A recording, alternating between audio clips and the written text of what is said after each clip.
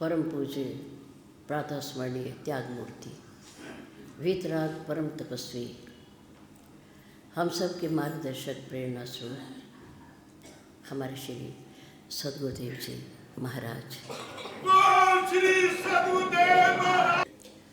अर्चनीय वंदनीय धर्म स्वरूप पुरुषमान भक्ति स्वरूप मात्र शक्ति प्यारी बहन, प्रातःकाल की शुभ वेला में श्री लक्ष्मी नारायण मंदिर के भव्य प्रांगण में परम पूज्य गुरुदेव जी के चरणारविंद में परमपिता परमात्मा को साक्षी मानते हुए अपने अपने पैरों की चौकड़ी लगाकर बैठते हुए, शरीर को सीधा रखते हुए, मन को अपने पास लाते हुए, चित्त वृत्ति को एकाग्र करके बैठते हुए, चेहरे को मंच की ओर रखते हुए, किसी भी प्रकार की हलचल को रोकते हुए, शांति का दान देते हुए, समय का सदुपयोग करते हुए, धर्ममय वातावरण में धर्म की चर्चा, जीवन सुधार की चर्चा, प्रभु की पवित्र पावनी चर्चा कहने और सुनने का प्रयास कीजिए। धन्यवाद।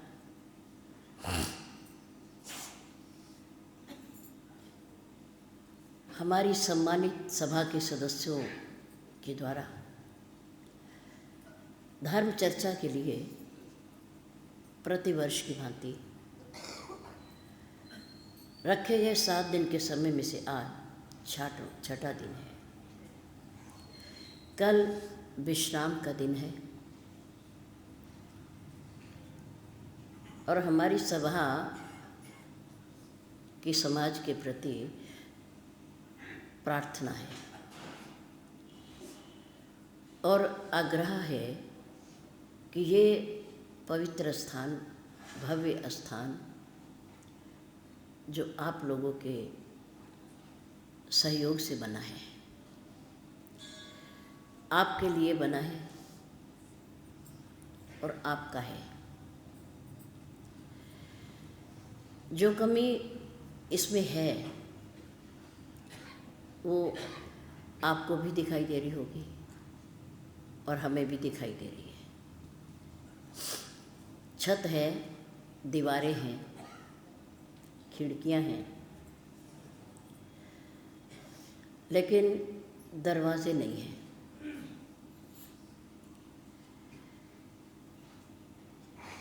और बनाने आप नहीं हैं, ये भी सत्य है। क्योंकि जब यहाँ तक आपने बना दिया, भव्य रूप आपने दे दिया, तो हमारे इस पवित्र मंदिर में, स्थान में, सत्संग भवन में कोई पशु ना आए, कोई जानवर ना आए, इसकी साफ सफाई बनी रहे, इसके लिए दरवाज़ों का होना ज़रूरी है। और हमें पता है कि आपने बना लेने हैं, इसमें कोई संदेह नहीं, क्योंकि इसके बनने में प्रारंभ में बड़ी अड़चने आई, रुकावट आई, लेकिन आप लोगों के सहयोग से और भगवत कृपा से सब दूर हो गई, ठीक हो गया। हमारे और आपके सुख दुख में काम आने वाला ये आपके इन 3-4 कॉलोनियों में ये अकेला स्थान है, इतना विस्तार वाला और इतना खुला। क्योंकि श्री सुंदर मंदिर में सीमित जगह है, सीमित है, आपको पता है। और हम भी सन 70 से देख रहे हैं कि उतनी की उतनी है जगह। वो अलग बात है कि उसके अंदर थोड़ा बहुत परिवर्तन करते रहते हो आप, लेकिन स्थान उतना ही है, उसका क्षेत्रफल नहीं बढ़ा, वो उतने का उतना है। नंबर 2, आपके गोपाल नगर में श्री गोपाल मंदिर, उसमें पहले बच्चों का सरकारी विद्यालय था, बच्चे पढ़ते थे। अब वो सभा ने उसे खाली करवा लिया, तो पीछे जो विद्यालय सरकार को दे रखा था शिक्षा के लिए, वो खाली करवाया तो स्थान निकल आया। उसमें हाल तो बन गया, पर मंदिर अभी ज्यों का त्यों है। लेकिन उसमें भी इतना विस्तार नहीं है। सत्संग भवन ज़रूर बना लिया, हाल बना लिया, लेकिन इतना विस्तार नहीं है जितना आपके इस स्थान में है। और वहाँ पार्किंग की भी कोई जगह नहीं है। यहाँ अंदर पार्किंग भी है, आप छोटे मोटे वाहन अंदर खड़े कर सकते हो, खुला स्थान है। माधव नगर में भी कोई ऐसा स्थान नहीं है, या इधर बेरी बाग में भी कोई इतना विस्तार वाला स्थान नहीं। तो 4-5 कॉलोनी ऐसी हैं आपके पड़ोस में जहाँ सबसे बड़ा स्थान आपका है। आज़ादी के बाद परम पूज्य गुरुदेव जी ने हकीकत नगर में पुलिस लाइन के पास दीवार एक ही थी, एक मंदिर और सत्संग भवन का निर्माण करवाया। और वहाँ बहुत बड़ा तालाब था, जो यहाँ बैठे होंगे हकीकत नगर की वो जानते होंगे, बहुत बड़ा तालाब था। पहले तो नगर वासियों से, बच्चों से, महिलाओं से, सबसे यथाशक्ति मिट्टी से उसकी भरपाई कराई तालाब की, और फिर उसमें सत्संग भवन बना, मंदिर बना। आज तक उस मंदिर का नाम है बड़ा मंदिर। क्या नाम है? बड़ा मंदिर। और वास्तव में है। और मंदिर होंगे और हैं भी, किसी के अपने प्राइवेट हैं, अपने निजी मंदिर हैं, वो स्वयं परिवार उनकी देखभाल करता है। लेकिन सभा के द्वारा, ट्रस्ट के द्वारा ये एक सुंदर स्थान हकीकत नगर में बना। उस समय आज़ादी के बाद जब बंटवारा हुआ श्री महाराज जी के द्वारा, आज तक उसे बड़ा मंदिर कहते हैं, बड़े चौक पर बड़ा मंदिर, और वास्तव में बड़ा है। तो ऐसे ही आपका ये नुमाइश कैंप केशव नगर, गोपाल नगर, माधव नगर, बेरी बाग आदि आदि जितनी भी आसपास कॉलोनियाँ और भी बन गई हैं, उन सब का ये क्या है? बड़ा मंदिर। गर्व का विषय है कि बड़ा मंदिर है। और एक बात और विशेष, जो उस समय के लोग बैठे होंगे, हमारे आदरणीय बाबूजी भी बैठे हैं यहाँ,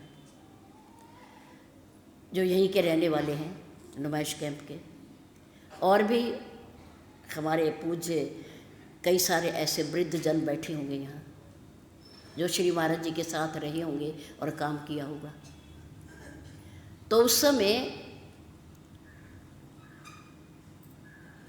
सबसे पहले आज़ादी के बाद हमारे पूज्य गुरुदेव जी ने धर्म चर्चा के माध्यम से समाज को जोड़ा। सबसे पहले आज़ादी के बाद सबसे पहले हमारे पूज्य गुरुदेव जी ने समाज को, दुखी समाज को, जो अपना सब कुछ छोड़कर आया था, उन्हें संभाला और धर्म के माध्यम से उन्हें जोड़ा, इकट्ठा किया कि तुम बिखरो ना, बिखरो ना, इकट्ठे रहो, एक साथ रहो, मेहनत करो, पुरुषार्थ करो, धर्म का रास्ता अपनाओ और आगे बढ़ो, और आगे बढ़ो। और उनकी शिक्षा का ही, उपदेश का ही ये परिणाम है कि आज पंजाबी समाज फल फूल रहा है। जो यहाँ नौजवान बैठे हैं, बच्चे बैठे हैं, उनके परिवार वालों को सब पता है कि ये कार्य परम पूज्य गुरुदेव जी के द्वारा हुआ। और सबसे पहले महापुरुष थे वो, सबसे पहले महापुरुष जिन्होंने समाज को धर्म उपदेश दिया। उसके बाद महापुरुष आते रहे, कथा वार्ता होती रही, सत्संग होते रहे। लेकिन ये सबसे पहले प्रथम धर्म का उपदेश समाज को जोड़ना, ये कार्य हमारे पूज्य गुरुदेव जी ने किया। तो मेरे कहने का अर्थ ये है कि अपने इस विस्तार वाले स्थान को सुरक्षित रहे, बना रहे, इसकी देखभाल होती रहे। इसमें और जो कमी अभी है वो आप लोगों ने पूरी करनी है, क्योंकि गृहस्थी दान देता है, गृहस्थी कमाता भी है और दान भी करता है। हमारे गुरुदेव कहते थे कि जितनी गृहस्थी की लेने की आवश्यकता है उतनी देने की भी है, देने की भी है। अब किसान धरती माँ के अंदर गेहूं के बीज बोता है, धान के बीज बोता है, वृक्ष के बीज बोता है, एक बीज बोता है, गेहूं का एक दाना, धान का एक दाना, आम का एक बीज धरती में डालता है। परिणाम स्वरूप उन बीजों के पौधे बन जाते हैं और वृक्ष बन जाती हैं। आम का एक वृक्ष, एक बीज बोया हुआ, धरती माँ उसे एक पूरा वृक्ष देती है, पूरा वृक्ष। और उस वृक्ष पर जब तक वो वृक्ष रहेगा उस पर फल आते रहेंगे, आपको मिलते रहेंगे। किसान एक गेहूं का दाना बोता है, उससे पौधा बनता है और उस पौधे पर कई बाल आती हैं, कई बाल। आपने देखी ना खेतों में, गेहूं के खेत देखे, धान के खेत देखे आपने, उनमें जो पौधा उगता है उस पर कई बाल होते हैं और एक बाल में कई दाने, एक बाल में कई दाने होते हैं। तो धरती माँ उसे वापस करती है कई गुना बढ़ा करके, कई गुना बढ़ाकर धरती माँ देती है। ऐसे ही हमारे परम पिता परमात्मा जितना गृहस्थी दान करता है, अपने कमाई हुए धन राशि में से धर्म में दान देता है, सुपात्र को दान देता है, तो परमात्मा उसे कई गुना बढ़ा करके उसे वापस कर देता है। ये हमारा व्यर्थ नहीं जाता। देते समय लगता है किसान को बोते समय कि मैं मिट्टी में अपने दाने डाल रहा हूँ, मैं मिट्टी में अपने दाने डाल रहा हूँ, पता नहीं उगेंगे कि नहीं उगेंगे, पता नहीं होता उसे। लेकिन ये धरती माँ जानती है कि वो मुझे दे रहा है और समय आने पर मैं इसे दूंगी, मैं इसे दूंगी, देती है। परमात्मा भी इसी तरह देता है और उसके बैंक में डाला गया पैसा कभी मरता भी नहीं है, याद रखो। उसे चोर भी नहीं उठा सकते, कोई ठग भी नहीं सकता उसे, और परमात्मा का बैंक कभी फेल भी नहीं होता। और कई गुना बढ़ कर के हमारा वहाँ ब्याज के समेत हमें वहाँ मिलेगा। जो आज धनी हैं, जो आज सेठ हैं, जो आज अमीर हैं, उन्होंने कभी परमात्मा के बैंक में पैसा जमा किया होगा जो अब उन्हें मिल रहा है, मिल रहा है। और जिनके पास नहीं है और मेहनत का कुछ ऐसा ज़्यादा मिलता भी नहीं है, उसका अर्थ ये है कि उन्होंने पिछले जन्म में दिया भी नहीं है, क्योंकि परमात्मा तो सबको बराबर देता है। बराबर मीन जिसने जितना दिया होता है उसको उतना ही मिलता है, बल्कि कई गुना अधिक मिलता है। इसलिए दान देने से धन में कभी कमी नहीं आती। आपने देना है, एक एक परिवार अगर एक एक दरवाज़ा दे देगा तो कोई कमी थोड़ी है, बन जाना है। ये तो 5 दरवाजे हैं, 5 बन जाएंगे, 5 जने देंगे तो क्या फर्क पड़ता है। पर देते समय हमारे गुरुदेव कहा करते थे, मन को छोटा ना करो कभी, मन को कभी छोटा ना करो। और सभा को क्या कहते थे कि जाने वाली व्यक्ति की कभी कमीज मत खींचो। जो नहीं दे रहा नहीं दे रहा, कोई बात नहीं, वो अपने लिए कर रहा है, जो दे रहा है वो भी अपने लिए कर रहा है। अपनी दृष्टि कभी किसी की जेब पर मत रखो। जो दे रहा है ठीक है और जो नहीं दे रहा वो भी ठीक है, लेकिन जाते हुए व्यक्ति की कमीज को ना खींचो और किसी से मांगो भी ना और किसी की दुकान पर भी ना जाओ। एक बार की सत्य घटना और हमारे सामने और पूज्य गुरुदेव जी के द्वारा, जहाँ नकुड़ में बीच गली में पीपल के नीचे श्री महाराज जी का निवास स्थान था और वहाँ पास में ही गली में किसी ने अपना एक टूटा फूटा मकान दान में दे दिया। श्री महाराज जी इसका मंदिर बना लो, सत्संग भवन बना लो, कुछ भी बना लो। वैश्य लोगों की वो जमीन थी। पूज्य गुरुदेव जी ने आप लोगों के सहयोग से वहाँ सत्संग भवन बना दिया और मंदिर का कक्ष बना दिया। वहाँ एक रहने वाले, मैं नाम नहीं लूँगी, अच्छे व्यापारी और वैश्य, अच्छे अमीर घराने के आदमी, उन्होंने श्री महाराज जी के श्री चरणों में आकर कह दिया कि प्रभु इस मंदिर में जो मूर्ति लगेगी राम दरबार वो मैं दे दूँगा, वो हमारी तरफ से। गुरुदेव ने कहा बहुत अच्छा, हमें तो चाहिए, कक्ष बन गया है, बस मूर्ति लगनी है। समय ने करवट बदली। वो सज्जन मूर्ति देने से पीछे हट गए, इनकार कर दिया कि किसी से कहलवाया, सामने तो आके नहीं कहा, लेकिन श्री महाराज जी ने जब कहा भाई तुमने मूर्ति कही थी तो दे दीजिए, तैयारी है पूरी, तो उन्होंने कहा भाई हम दे नहीं सकते, हमारी समर्थ नहीं है। बहुत बड़ी हवेली के मालिक थे वो, अब वो तो नहीं है लेकिन उनकी तीसरी चौथी पीढ़ी है। तो श्री महाराज जी ने किसी को बताया नहीं, किसी को बताया नहीं, एक टैक्सी वाले को बुलाया और उस टैक्सी में स्वयं बैठकर, मुझे भी नहीं पता कि वो कहाँ जा रहे हैं, टैक्सी वाले को बुलाया, टैक्सी में बैठे और अकेले सहारनपुर आ गए। और सहारनपुर आकर के बहुत बड़े सेठ, दानी, सम्मानी, दानवीर पूज्य श्री ठाकुरदास जी उनकी दुकान पर पहुंचे, बेहट अड्डे पर।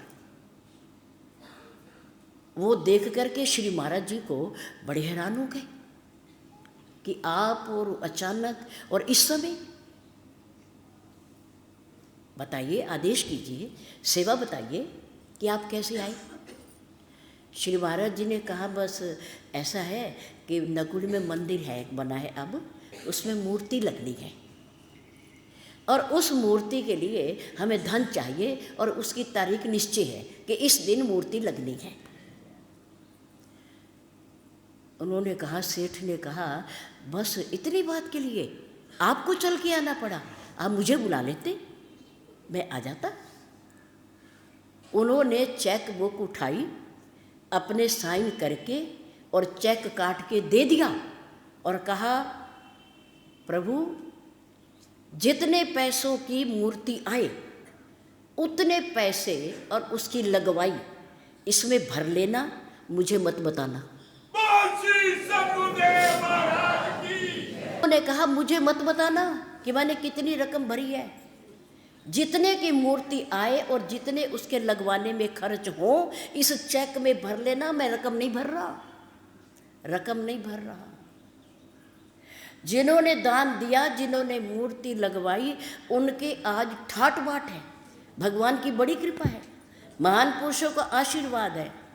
और जिन्होंने मूर्ति कह के भी नहीं दी, आज उनकी हवेलियां खाली पड़ी हैं, वहाँ भूत नाच रहे हैं, भूत नाच रहे हैं, वहाँ रहने वाला ही कोई नहीं है, रहने वाला। यह हमारे सामने की घटना है। हमारी देखी हुई है और हम उन्हें जानते हैं। ये मैं दान की महिमा बता रही हूँ आपकी, कि जो देता है वो पाता है।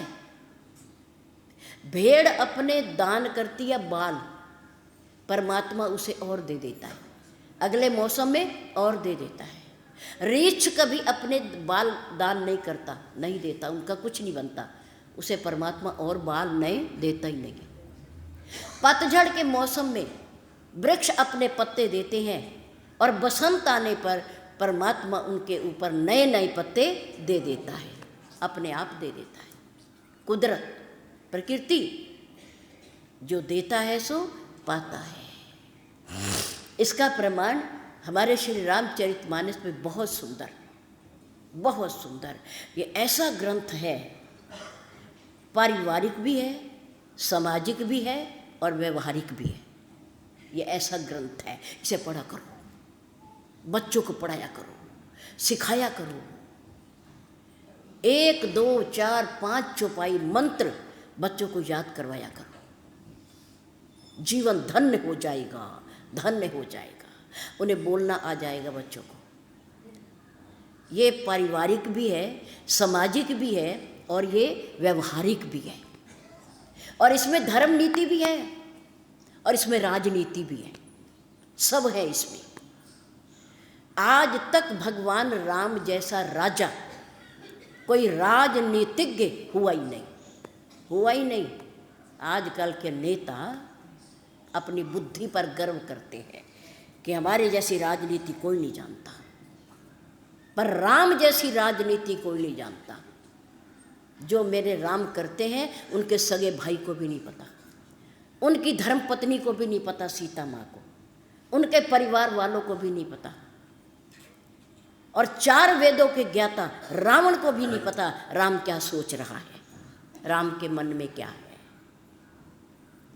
बहुत पावन और गूढ़ ग्रंथ है ये हमारा श्री रामचरितमानस।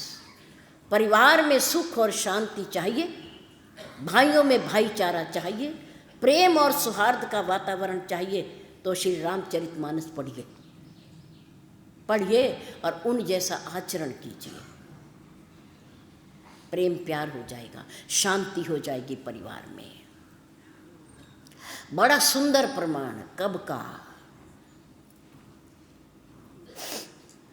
कोई बात नहीं।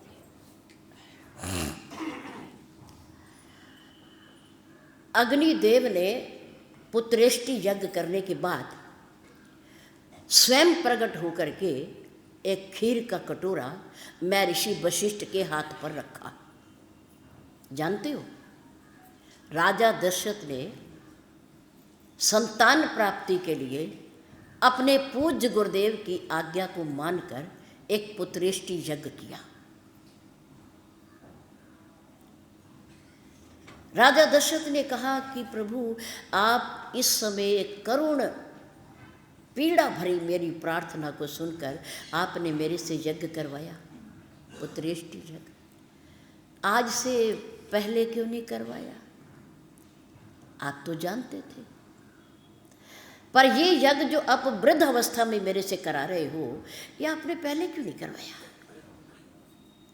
महर्षि वशिष्ठ ने कहा कि आज से पहले तुम ऐसी प्रबल भावना लेकर के, मन की भावना लेकर के मेरे पास आए ही नहीं, आए ही नहीं, तो मैं कैसे करवाता?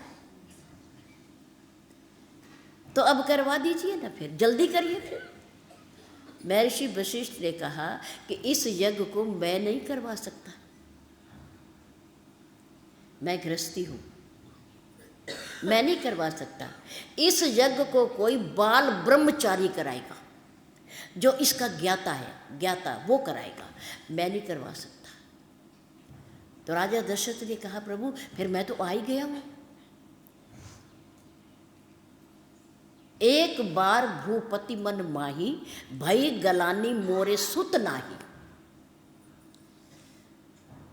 और गुरु गृह गया हूं तुरंत मही पाला। बिना सेना के, बिना किसी सवारी के, बिना बॉडीगार्ड के राजा दशरथ विचार आया और उठ करके गुरुदेव की तरफ चल पड़े, मन की भावना लेकर। निज दुख सुख सब गुरु ही सुनायो। अपना दुख और सुख, सुखी कितना हूँ वो भी बता दिया और दुखी कितना हूँ ये भी बता दिया। अपने गुरुदेव के श्री चरणों में सब निवेदन कर दिया। महर्षि वशिष्ठ ने कहा, राजन रोना नहीं, उदास नहीं होना।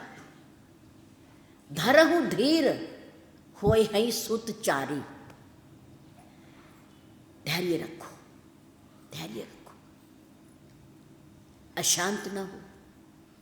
आपके बेटे होंगे, एक नहीं, दो नहीं, तीन नहीं, कितने? 4 बेटे होंगे। होय हई सुत चारी। और ऐसे पुत्र होंगे आपके जिनकी महिमा, जिनकी प्रशंसा, जिनकी जय जयकार तीनों लोकों में होगी, तीनों लोकों में। तो फिर देर किस बात की है गुरुदेव? गुरुदेव ने कहा, बैठो। श्रृंगी ऋषि वशिष्ठ बुलावा, पुत्र लागी शुभ यज्ञ करावा। यज्ञ शुरू हो गया। महलों में नहीं गए वापिस, उठा के देख लेना श्री रामचरितमानस। एक बार आ गए, फिर महलों में नहीं गए, रानियों को नहीं बताया। अकेले बैठ करके वहाँ गुरुदेव के सानिध्य में उन्होंने पुत्रेष्टि यज्ञ किया, महर्षि श्रृंगी के द्वारा। और शुद्ध मंत्रों का उच्चारण करते हुए राजा ने आहुतियाँ दी और अग्निदेव ने स्वयं उन आहुतियों को स्वीकार किया। और पूर्णाहुति के अवसर पर अग्निदेव प्रकट हो गए और उनके हाथ में खीर का कटोरा, और वो खीर का कटोरा उन्होंने महर्षि वशिष्ठ के हाथ में रखा, राजा दशरथ के हाथ में नहीं रखा।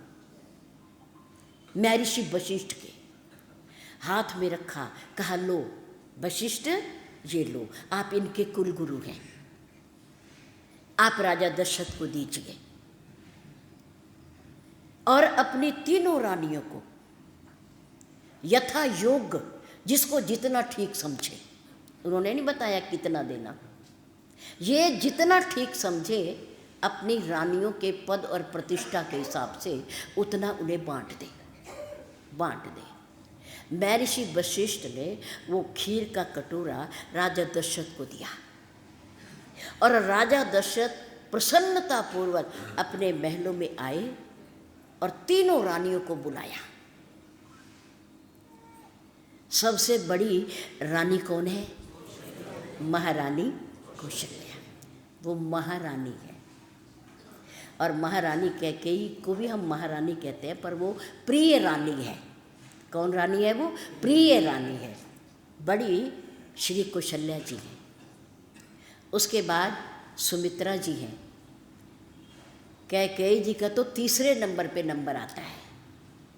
जब 2 रानियों से संतान नहीं हुई तो राजा दशरथ ने, पहले परंपरा थी पहले परंपरा, तो उन्होंने तीसरा विवाह किया कैकेयी से।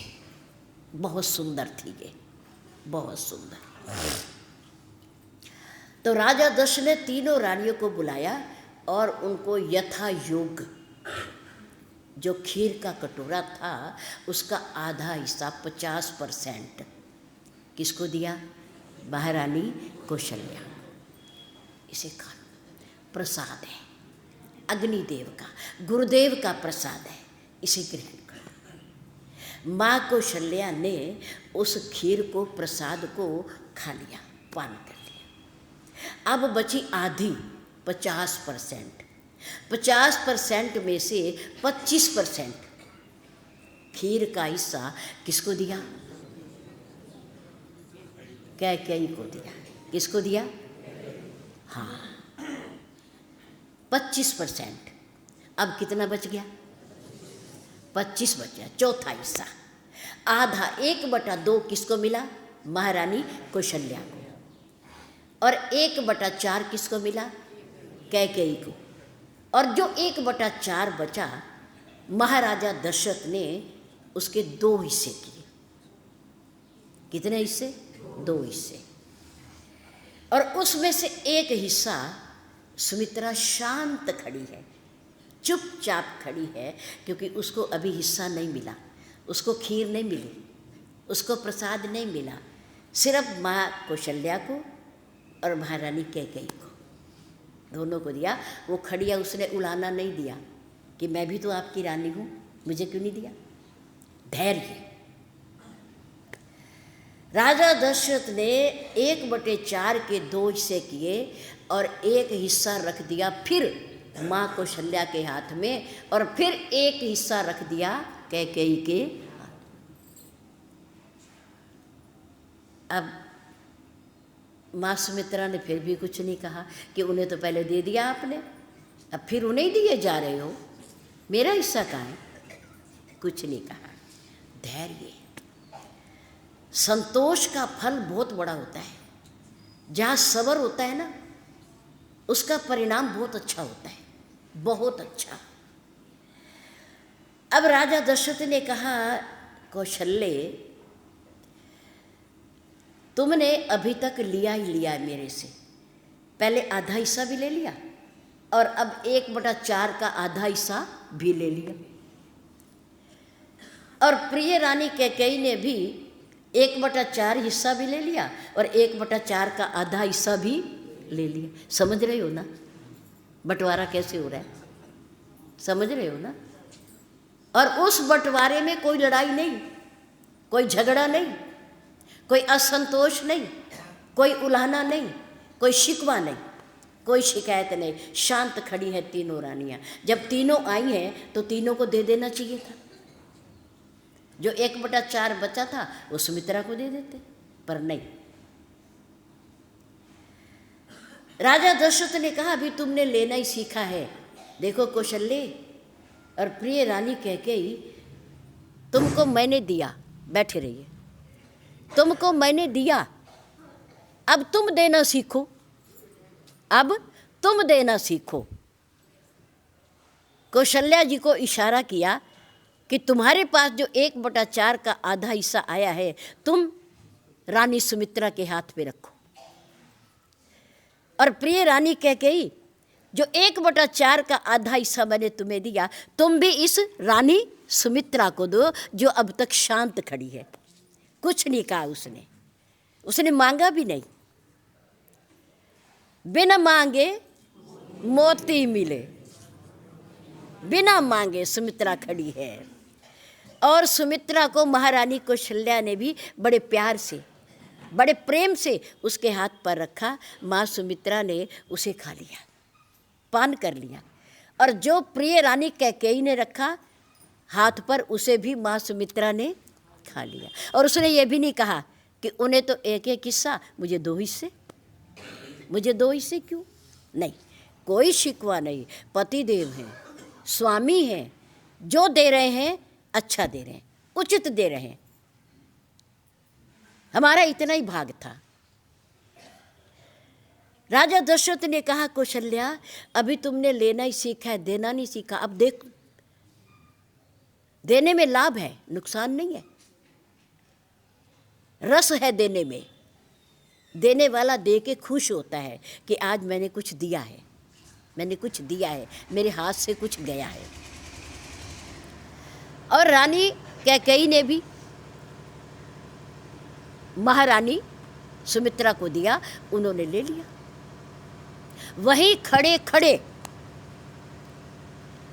माँ सुमित्रा ने अपने हृदय के अंदर संकल्प कर लिया, वहीं खड़े खड़े, कि देखो बहन कौशल्या, आपने जो मुझे दिया, मेरा सम्मान किया, मैं इसको आपको ज़रूर लौटाऊंगी, ज़रूर लौटाऊंगी।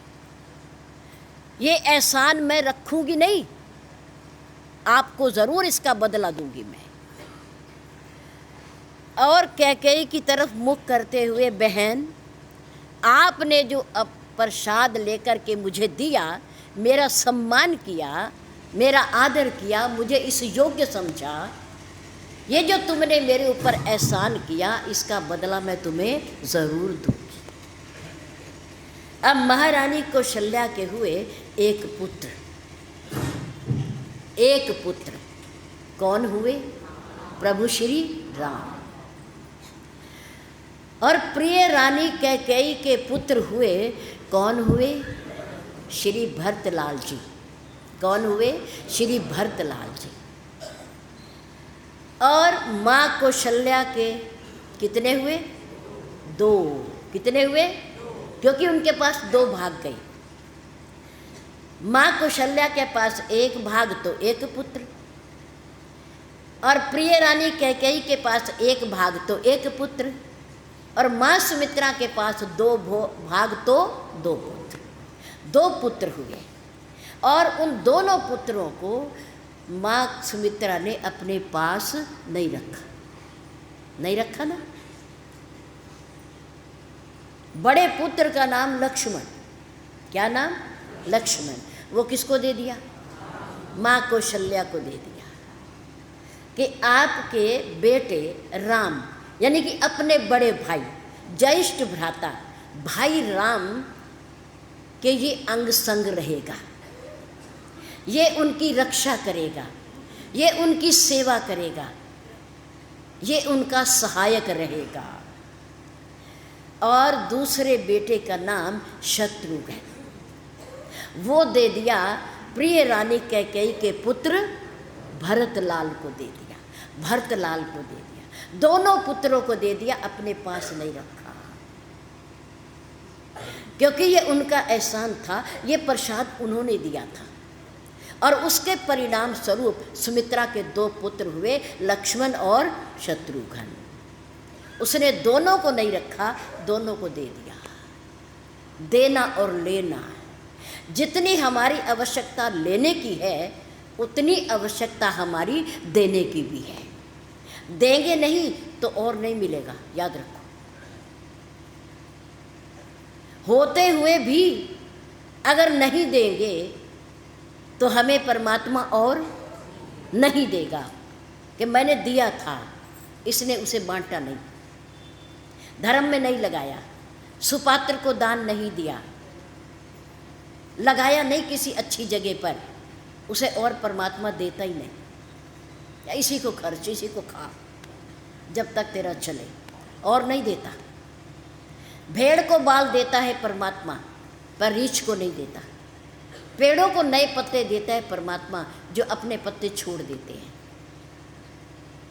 और जो अपने धन में से कुछ हिस्सा निकाल करके धर्म में दान कर देते हैं, उनको परमात्मा और दे देता है, और दे देता है। उनकी तिजोरियां भरी रहती हैं, भरी रहती है, और वो करते कुछ नहीं, फिर भी आता रहता है, क्योंकि उन्होंने दे रखा है।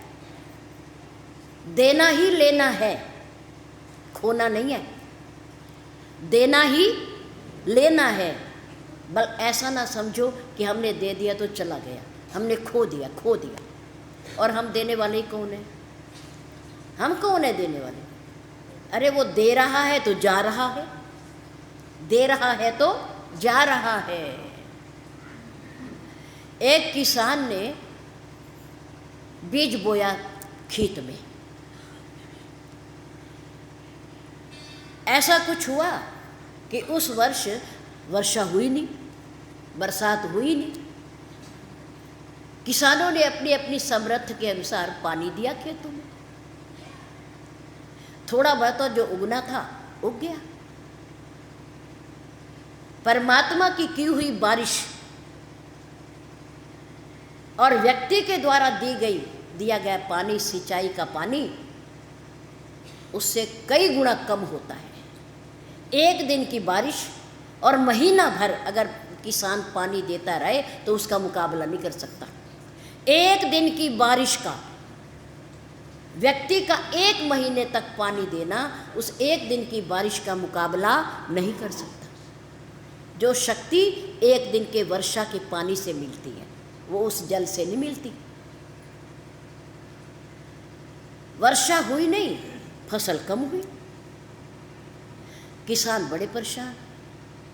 कि बारिश ही नहीं हुई, परमात्मा ने वर्षा ही नहीं की, हमारे फसल ही नहीं उगी।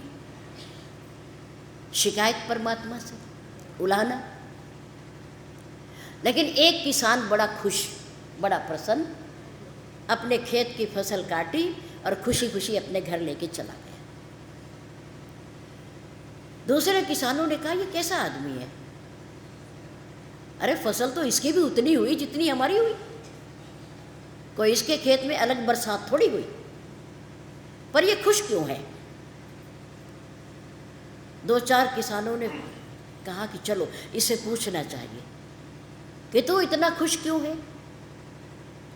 फसल तो तेरी हमारे बराबर ही हुई है, तेरी अलग तो नहीं हुई। दो चार मिल करके उसके पास पहुंचे और पूछा, भाई तू जरा अपनी खुशी का राज बता दे हमें कि तो इतनी फसल कम होने के बावजूद भी तो खुश क्यों है, तो प्रसन्न क्यों है? उस किसान ने कहा, सुनो भाई, मैं इस बात से खुश हूं कि मैंने कुछ खोया नहीं। उन्होंने कहा, कैसे? उसने कहा, प्रतिवर्ष जब वर्षा होती है तो धरती माता हमें कई गुना वापिस करती है कई गुना। लेकिन इस बार वर्षा हुई नहीं, फसल उतनी नहीं हुई जितनी होनी चाहिए थी, पर मैंने जितना बोया था धरती में उतना मुझे वापिस मिल गया, उतना मुझे वापिस मिल गया है। इसलिए मैं खुश हूँ, मैं उदास नहीं हूँ कि जो मैंने बोया था मुझे मिल गया, मुझे घाटा नहीं हुआ, मुझे नुकसान नहीं हुआ। अगर कई गुना बढ़ा करके भी नहीं मिला तो मुझे नुकसान भी नहीं हुआ, इसलिए मैं खुश हूँ, इसलिए मैं खुश हूँ। परमात्मा जितना दे रहा है प्रारब्ध के अनुसार, उसी में से कुछ निकाल के देना है, कुछ निकाल के, क्योंकि दान की बड़ी महिमा है। जो देता है सो पाता है, जो देता नहीं उसे मिलता भी नहीं है। इसलिए ये बात है, दान की महिमा हमारी सभा के द्वारा आग्रह है कि इसके सौंदर्य को जो कमी रह गई है, एक और बात हमारी सभा चाहती है, क्योंकि ये समय सभा के द्वारा लिया गया है, इसलिए सभा की भावना को पूर्ण भी करना है। हमारी सभा चाहती है कि जब दुख और सुख में हम यहाँ बैठते हैं तो कई लोग आकर के यहाँ भंडारा भी करते हैं, प्रसाद भी बांटते हैं, भोजन भी खिलाते हैं। तो उसके लिए हमें एक ऐसा स्थान चाहिए जहाँ भोजन बनाया जा सके और वितरण कर सके हम। उस स्थान का निर्माण करने की भावना हमारी सभा की है, और भावना बहुत अच्छी है, बहुत अच्छी भावना है। हम होटलों में जाते हैं और बैंक्वेट हॉल कई बुक करते हैं, कितने कितने लाख देते हैं हम, कितने कितने लाख, और वो किसी लेखे नहीं, उनका किराया किसी लेखे नहीं। चलो भोजन का तो दिया, हम खा के आ गए, हमारे लोगों ने खाया, लेकिन जो किराया देते हैं वो किस लेखे है? किसी लेखे नहीं। इससे अच्छा ये है कि अपने मंदिर बने, तीर्थ स्थान बने, सामाजिक स्थान बने, जिनका पूरे समाज को लाभ हो, और पैसा है कुछ नहीं, किराया है कोई नहीं। आओ, काम करो, भोजन बनाओ, खिलाओ और चले जाओ। क्या देना है हमें? कुछ नहीं देना। इसलिए ये स्थान आपके हैं, आपके रहेंगे और आपके द्वारा ही ये बनेंगे। दान की बहुत बड़ी महिमा है। दान करे कल्याण, कल्याण होता है दान देने से। प्रभु राम ने एक बाण छोड़ा, कल बताया ना, किधर छोड़ा? दक्षिण दिशा की,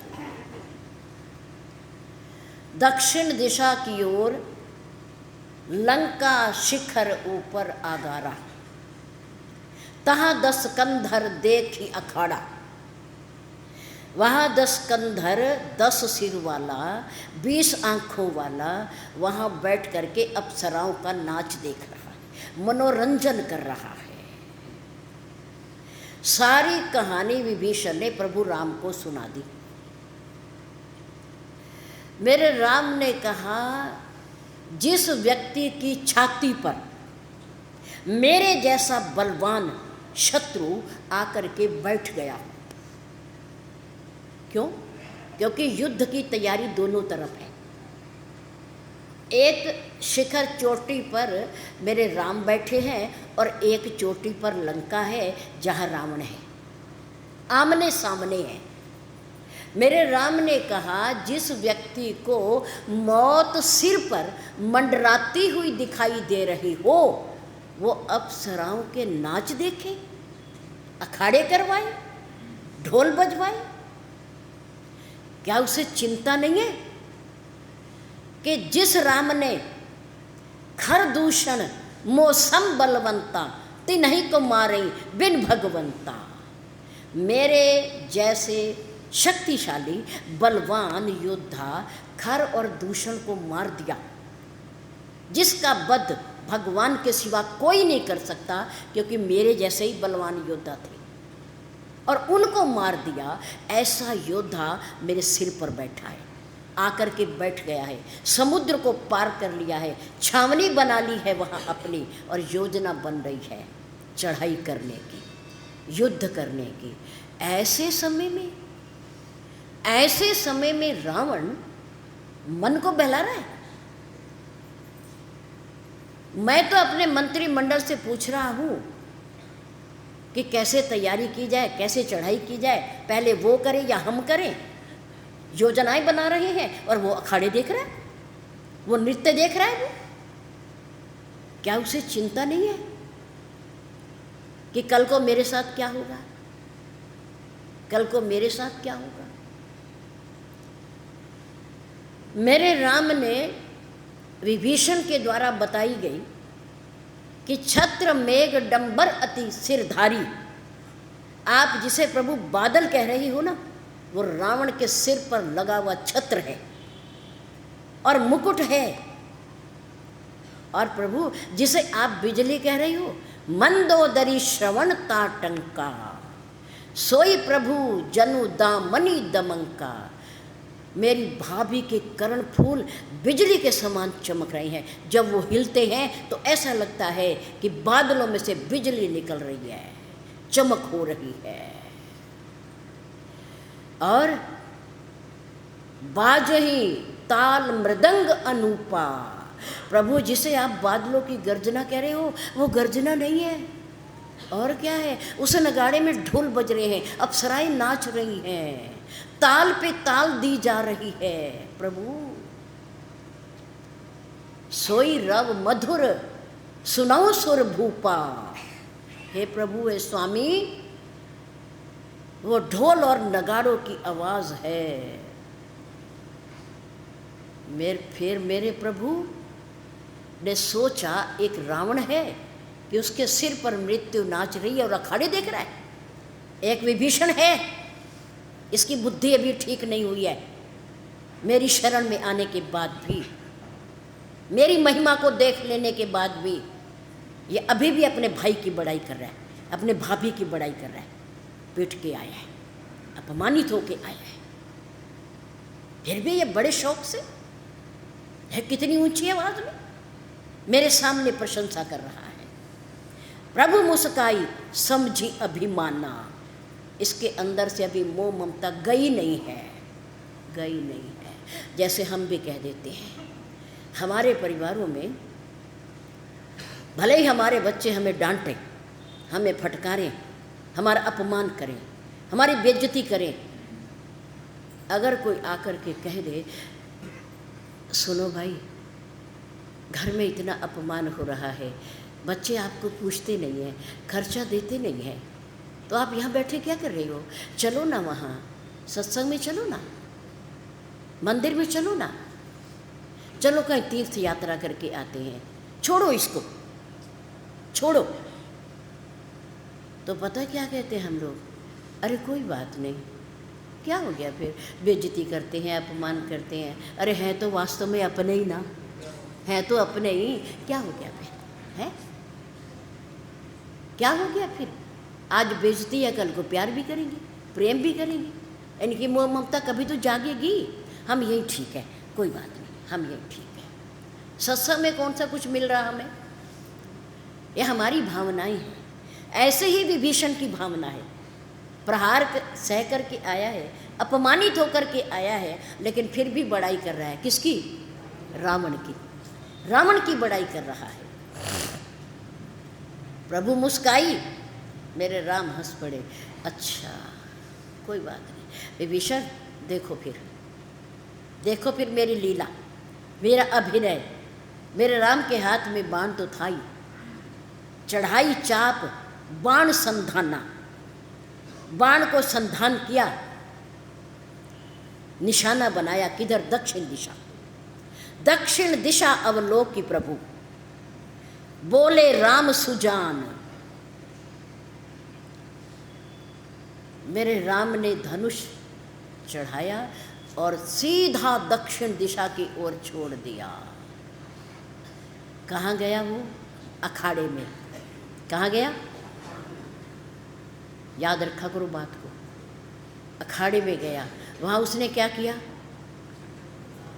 वहाँ उसने रावण के, जो विभीषण ने कहा था छत्र, नीचे गिरा दिया।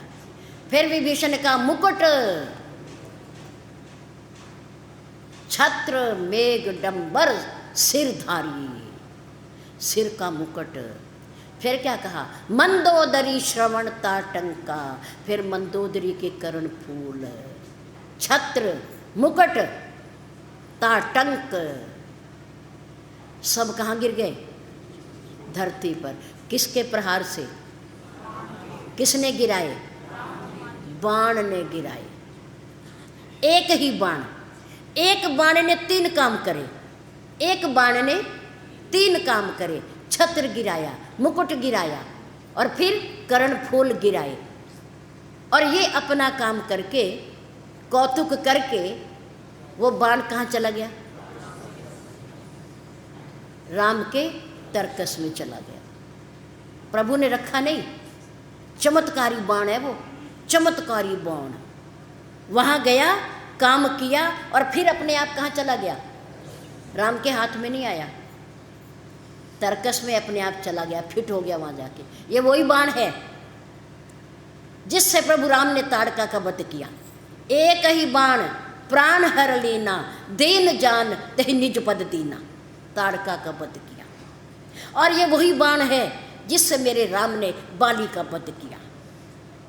सुन सुग्रीव में मारी हूँ बाली ही एक ही बाण, एक बाण, एक ही बाण से ताड़का के प्राण, एक ही बाण से बाली का वध, बाली के प्राणों का हरण किया। और एक ही बाण से, उसी बाण से वहाँ भेजा दक्षिण दिशा में। उसने 3 काम करे और काम करके अस कौतुक करही, ये तमाशा करके बाण प्रभसियों आई निशंग, तरकस में प्रवेश कर गया। किसी को नहीं पता, न रामादल को और न रावण दल को क्या हुआ।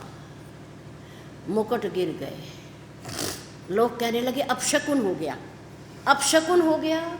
मुकुट गिर गया, अपने आप छत्र गिर गया, मंदोदरी के कर्ण फूल गिर गए, अपशकुन हो गया। उठो भागो, पता नहीं क्या है। रावण नीचे उतरा, मुकुट को उठा के सिर पे रखने लगा। मंदोदरी ने हाथ पकड़ लिया। नहीं पतिदेव, नहीं स्वामी, गिरे हुए मुकुट को कभी उठा करके सिर पर नहीं रखते। राजा दशरथ ने एक बार उतार दिया था, उसके बाद उसे सिर पर नहीं रखा, नहीं रखा। प्राण छोड़ दिए थे राम के वियोग में, प्राण तो छोड़ दिए, लेकिन धनुष उठाकर, वो मुकुट उठाकर सिर पर नहीं रखा। तुम हो, उन्होंने तो रखा हुआ नहीं उठा के रखा, तुम गिरे हुए को उठा रहे हो और सिर पर रख रहे हो। अब शकुन है ये, ऐसा मत करो। रावण ने कहा पगली, अरे जिसके सिर भोलेनाथ जी के श्री चरणों में कट कट के गिरते रहे और फिर उगते रहे, फिर उगते रहे, तब अब शकुन नहीं हुआ? अब मैं एक मुकुट उठा के सिर पे रख रहा हूं तो कहती है अपशकुन है, अपशकुन है। कोई अपशकुन नहीं। जाओ अपने अपने घर जाके सो जाओ, चिंता ना करो, रावण का कुछ नहीं बिगड़ता। अहंकार, अभिमान ने ही रावण को मार लिया, वरना वो बहुत बड़ा विद्वान था, उसके कोई कमी नहीं थी। उसके घर में उसका नाम भी था, उसका धाम भी था, उसका काम भी था, सब कुछ था उसके पास। उसके पास दाम भी था, सोने की लंका भी थी, त्रिलोकी में नाम भी था, बड़े बड़े महल थे उसके, बड़े बड़े महल, और उसके नाम के डंके बजते थे त्रिलोकी में। चारों बातें थी, काम भी था, धाम भी था, दाम भी था और नाम भी था, चारों थे। लेकिन क्या रहा आखिर में? एक अहंकार ने उसके चारों वस्तुओं को दबा दिया, मिटा दिया। ना नाम रहा, ना धाम रहा, ना दाम रहा और ना काम रहा, कुछ भी नहीं रहा, मिट गया अहंकार के कारण। अहंकार एक ऐसी दीमक है जो व्यक्ति के सारे गुणों को चाट कर खा जाती है, सारे गुणों को चाट कर खा जाती है। अहंकार को केवल परमात्मा मार सकता है और कोई नहीं मार सकता। इसलिए उसके सामने खड़े होकर के दीन भाव, नम्र भाव से प्रार्थना करनी चाहिए, अहंकार से नहीं कि मेरे पास ये है, मैंने ये दान दिया, मैंने ये चढ़ा दिया, मैंने ये बनवा दिया, मैंने ये कर दिया, बिल्कुल नहीं। क्योंकि दिया हुआ तो उसी का ही है। तो उसके सामने ये क्या कहना कि मैंने ये दे दिया, मैंने ये दे दिया। तूने क्या दे दिया? अरे उसने सब कुछ दे दिया, उसने मनुष्य जन्म दे दिया, सब कुछ दे दिया, उसने सद्बुद्धि दे दी, सब कुछ दे दिया, उन्होंने संतों से मिला दिया, सब कुछ दे दिया, प्रभु ने कृपा कर दी, अच्छे माता पिता दे दिए, उन्होंने सब कुछ दे दिया, अच्छा बिजनेस और व्यापार दे दिया, उन्होंने सब कुछ दे दिया। हमारा क्या है? कुछ नहीं है। भगवान राम ने एक ही बाण से तीनों काम कर दिए। लंका में हाहाकार मच गया और रात्रि भर मंदोदरी को नींद नहीं आई। रात्रि भर उठ करके रावण को जगा करके उसने हाथ जोड़कर प्रार्थना की, सजल नयन कह कर जोरी, हाथ जोड़कर प्रार्थना कर रही है कि हे नाथ सुनो कुछ बिनती मोरी, मेरी प्रार्थना सुन लो, अब भी समय है, युद्ध नहीं होगा, खून खराबा नहीं होगा, निर्दोष लोग नहीं मरेंगे, महिलाएं विधवा नहीं होंगी, बच्चे अनाथ नहीं होंगे, अब भी मेरी बात मान लो, मान लो।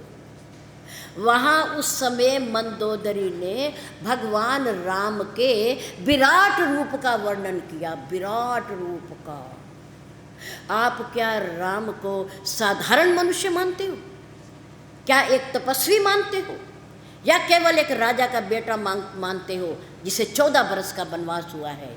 नहीं, राम सर्वव्यापक है, ब्रह्मांड नायक है, विश्ववास है, ये परमात्मा है, ईश्वर है साक्षात। विराट रूप का वर्णन किया और उस विराट रूप का वर्णन करने के बाद रावण बिहसा। क्या किया? गंभीर नहीं हुआ कि मेरे सिर पर इतना बलशाली शत्रु है, गंभीर नहीं हुआ, बल्कि हंसा और कहा मोह की दुनिया बड़ी बलवान है मंदोदरी, तू मेरे से कितना प्यार करती है, तू मेरे से कितना प्यार करती है मेरी धर्मपत्नी। मुझे ऐसा लग रहा है कि मेरी प्रशंसा तूने मेरे मुंह के सामने नहीं की। क्यों?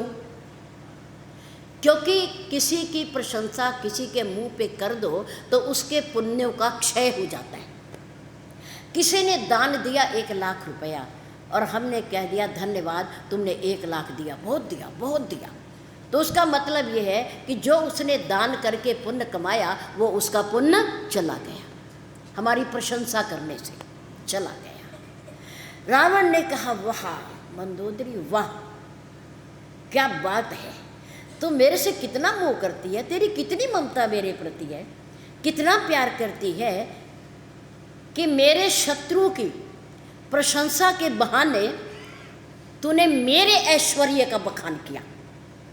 किसका बखान किया? मेरे ऐश्वर्य का बखान कर रही है, राम का, उनकी महिमा का, उनके ऐश्वर्य का, उनकी शक्ति का, उनके बल का। और रावण समझ रहा है कि ये मेरा बल वर्णन कर रही है, ये मेरी महिमा गा रही है, ये मेरा ऐश्वर्य का बखान कर रही है, मेरा नाम नहीं ले रही ताकि मेरे पुण्य क्षय न हो जाए। राम के बहाने मेरी प्रशंसा कर रही है। देखो बुद्धि, विनाश काले विपरीत बुद्धि, विपरीत बुद्धि। आगे रावण ने मंदोदरी से क्या कहा, कल विश्राम के समय इसकी चर्चा करके प्रसंग को विश्राम दिया जाएगा। बहुत बहुत धन्यवाद।